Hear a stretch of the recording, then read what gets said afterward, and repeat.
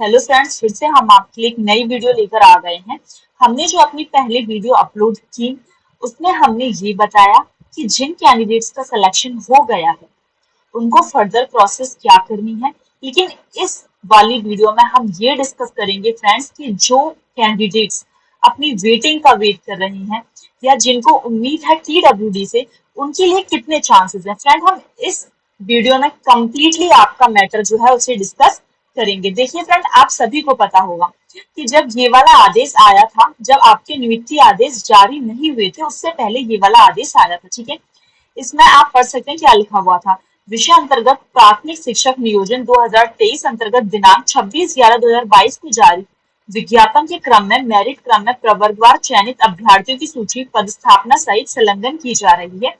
उन्होंने बोला कि 10 तारीख को ये जो आदेश है वो एजुकेशन पोर्टल पर अपडेट हो जाने चाहिए, जितने भी नियुक्ति आदेश है, और इन्हें आप इस वाली जीमेल आईडी पर जो है फॉरवर्ड कर देंगे। कौन? जो अपने जिले के जो अधिकारी हैं उनके लिए था ये, ठीक है। उन्होंने क्या बताया कि ये जो 26 जिले हैं उनमें कितने कितने कैंडिडेट्स के जो है नियुक्ति आदेश जो है जारी किए जाएंगे, ये आपको इससे ये पता चलता है। ओके फ्रेंड्स, तो आपको याद होगा कि जब आपसे जिले फिल करवाए थे, पहले 26 खुले थे, आफ्टर दिन 28 खुले थे, ठीक है। एक दिन बाद 28 हो गए थे, ठीक है, जिसमें आपके 2 जिले और TWD डिपार्टमेंट के जुड़ गए थे, एक अलीराजपुर और दूसरा था डिंडोरी, ठीक है।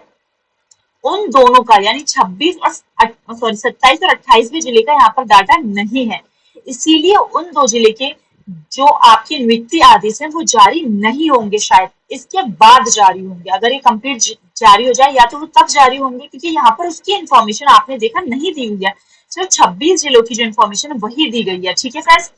तो हो सकता है या तो वो TWD के डिपार्टमेंट का जब प्रोसीजर स्टार्ट हो तब जारी हो उसके, या फिर हो सकता है जब इनके कंप्लीट जारी हो जाए, इनकी इन्फॉर्मेशन यहाँ पहुंच जाए उसके बाद जारी हो, ठीक है। तो अब हम इस डाटा को डिस्कस कर लेते हैं, जिससे आपको एक अंदाजा लगेगा कि कितनी वेटिंग जो है वो क्लियर हो सकती है, ठीक है फ्रेंड्स।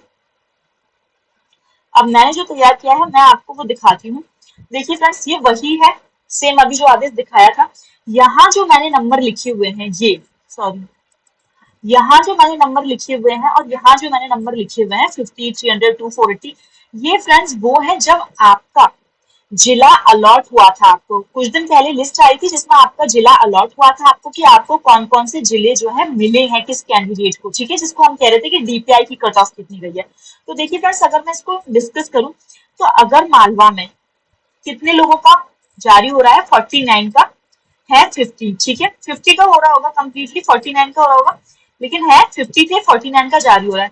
यहाँ 302 थे ऐसे कैंडिडेट जिनको जिला अलॉट किया गया था अशोक नगर, ठीक है, 302 कैंडिडेट्स को। लेकिन सिर्फ कितने कैंडिडेट्स का जो अभी स्कूल चॉइस लिंक में नाम आया है 247 का, यहाँ 480 कैंडिडेट्स ऐसे थे जिनको छतरपुर डिस्ट्रिक्ट अलॉट हुआ था। लेकिन कितने लोगों की नियुक्ति आदेश जारी होने के लिए बात आई है, 381 की, 302। और दमोह में कितने लोगों की बात आई है, 269 की, यहाँ 49 थे, दतिया में 49 को ही आया है। 103 थे, यहाँ 102 का एक कम है, यहाँ 53, मेरा एक डाटा गलत हो गया होगा, ठीक है, यहाँ 53 का आया था और यहाँ 53 ही है। यहाँ 57 का था, यहाँ 57 ही है, यहाँ 165 का था और यहाँ 165 ही है। तो ये वो है जो आपके जितने कैंडिडेट्स को जिले जो थे अलॉट हुए थे। अब क्या हुआ फ्रेंड कि कैंडिडेट्स को जिले तो अलॉट हो गए, लेकिन उनमें से कुछ कैंडिडेट्स ने अपनी स्कूल चॉइस फिलिंग नहीं की, किसी भी कारण ना की हुई, चाहे उनका कहीं और सिलेक्शन हो गया हो, चाहे उनको इसमें पार्टिसिपेट ही ना करना हो, चाहे डेट निकल गई हो, जो भी रीजन रहा हो फ्रेंड, XYZ। लेकिन आप यहाँ के और यहाँ के डाटा में अंतर देखिए, 139 में से सिर्फ 120 लोगों का, 152 में से तो 152 कंप्लीट एंड 297 में से 275 का। अगर हम पन्ना जिले की बात करते हैं, 345 लोगों को अलॉट किया था पन्ना जिला, लेकिन सिर्फ हुआ कितने का, 287 को जो है आपके ज्वाइनिंग लेटर मिलेंगे। 144 को अलॉट किया था, सिर्फ 120 को मिलेंगे। 133 को किया था, 132 को।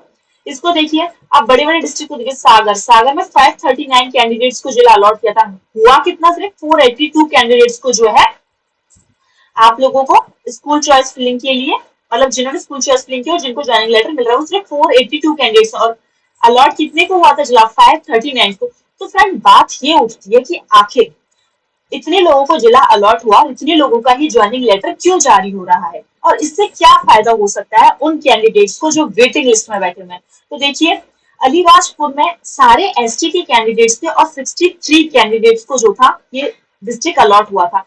डिंडोरी में भी सारे एसटी के कैंडिडेट्स थे क्योंकि पीडब्ल्यूडी की सीट्स थी और यहाँ 20 कैंडिडेट्स को ये जिला अलॉट हुआ था। ठीक है फ्रेंड्स, तो 63 प्लस 23 83 तो यही हो गए। तो क्योंकि 83 इनमें शामिल नहीं है तो ये अब नहीं तो बाद में सही, लेकिन इनको तो मिलेंगी तो इनकी सीट्स आप काउंट मत कीजिए। ठीक है, तो देखिए जब मैंने अपने इन इस वाले नंबर को प्लस किया यानी कि कितने कैंडिडेट्स को टोटल जिला अलॉट हुआ था, तो मेरा कैलकुलेशन निकला लगभग 6379 या फिर 6380, यानी कि आप मान लें मैंने एक नंबर यहाँ पर बता दिया आपको कि मेरा यहाँ पर प्रॉब्लम था। तो करीबन 6380 कैंडिडेट्स ऐसे थे जिनको जिला अलॉट हुआ, डिस्ट्रिक्ट अलॉट कैंडिडेट यानी कि जिनको जिला अलॉट हुआ वो कितने थे 6380। लेकिन जब मैंने इनको प्लस किया, ठीक है फ्रेंड्स, तो ये निकले 5498 यानी 5498, यानी ऐसे कैंडिडेट्स हैं जिनको ज्वाइनिंग लेटर मिल रहे हैं। ठीक है, अब मान लीजिए 63 प्लस 20 को भी हम इनमें ऐड कर लेते हैं क्योंकि यहाँ ये नहीं दिए हुए क्योंकि टीडब्ल्यूडी के हैं।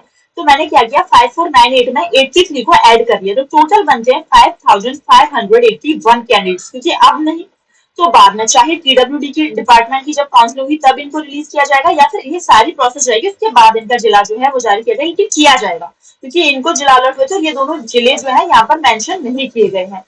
ठीक है फ्रेंड्स, तो अब बात यह आती है कि 5581 कैंडिडेट्स जो है ऐसे हैं जिन्होंने चॉइस फिलिंग की स्कूल की और जिनको ज्वाइनिंग लेटर मिली।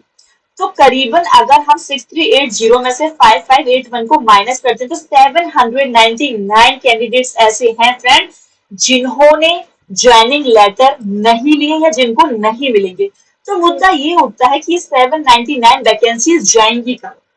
ठीक है फ्रेंड्स, 6380 को जिला अलॉट हुआ था, 5581 को ज्वाइनिंग मिल रही है, तो 799 यानी करीबन 800 बच्चे, 800 मान लीजिए क्योंकि एक आध इसमें से नहीं लेंगे कुछ कैंडिडेट्स, तो करीबन 800 बच्चे जो है या 800 कैंडिडेट्स जो है उनको ज्वाइनिंग लेटर नहीं मिल रहा तो उनकी वैकेंसीज जाएंगी कहाँ। तो फ्रेंड्स इसी को कहते हैं वेटिंग का क्लियर होना कि कितने लोगों ने पार्टिसिपेट नहीं किया उनकी बची कुछ सीट्स पर ही वेटिंग को क्लियर किया जाता है। अब आप मान लीजिए कि आपके पास एक जनरल कैटेगरी है, ईडब्ल्यूएस है, ओबीसी है और एससी है, क्योंकि एसटी की तो ऑलरेडी बहुत सीट्स हैं। तो अगर आप 4 कैटेगरी को भी मानते हैं और 800 सीट है तो हर एक कैटेगरी को 200-200 सीट भी मिल जाती हैं फ्रेंड्स। मान लीजिए इसमें देखिए वेरिएशन तो होगा, मैं एक अंदाजा रेशियो बता रही हूँ कि हर एक कैटेगरी को 200-200 मिल जाती है। हो सकता है किसी कैटेगरी को ज्यादा मिल जाए, किसी को कम मिल जाए। ठीक है, जिसमें से ज्यादा पार्टिसिपेट नहीं किया होगा उनको ज्यादा मिल जाएंगी।